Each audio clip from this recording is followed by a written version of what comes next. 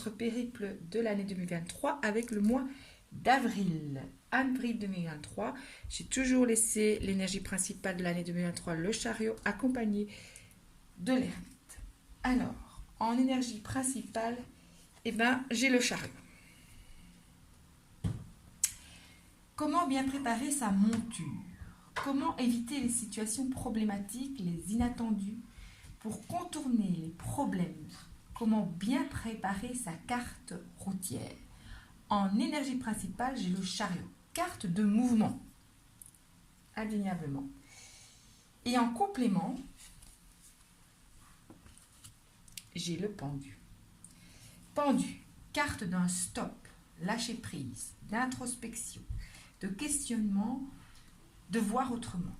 En combinaison des deux cartes, j'ai le sentiment qu'il y a un avertissement à stopper, ralentir pour éviter la chute ou une ornière ou une roue cassée ou une perte de temps, d'énergie ou éviter des problèmes.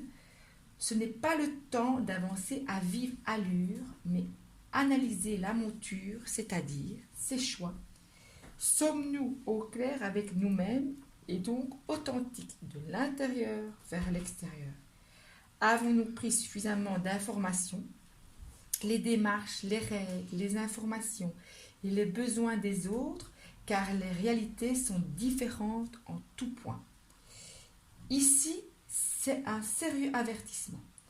Avons-nous bien équilibré les forces antagonistes le mois passé?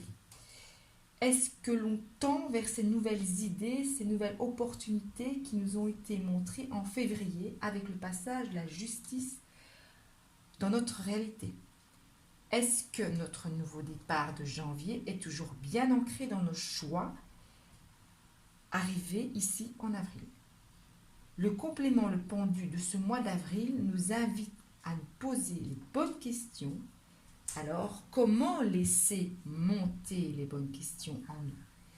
Par l'équilibrage, l'ancrage, l'alignement, la connectivité de tout l'équipage, c'est-à-dire de tous les différents mois de sa personne.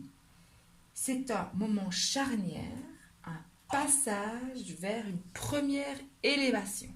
Et oui, je vous rappelle qu'en fin d'année, moi j'ai tiré la maison Dieu. Premier passage vers première élévation dans ce mois, dans cette année 2023. Pour ce premier trimestre 2023, le chariot n'est pas invité à se lancer à vive allure. Non. Ça ne veut pas dire ne rien faire, non. Il y a beaucoup de travail en amont avant de lancer le mouvement vers ce que l'on souhaite vraiment.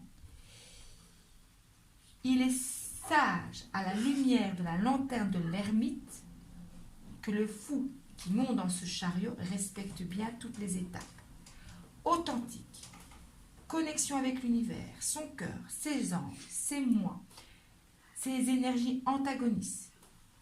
Ancrage, prendre ses responsabilités et non celles des autres, ainsi que ses émotions et non les émotions des autres.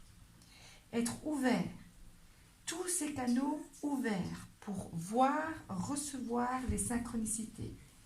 Être dans l'acceptation de ce qui est et la gratitude à l'instant T.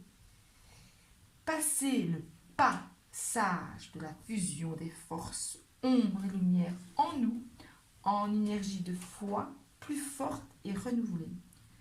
Prendre le temps nécessaire pour soi, méditation, soins et repos, bonne hygiène de vie, un corps sain dans un esprit sain pour ce premier trimestre 2023.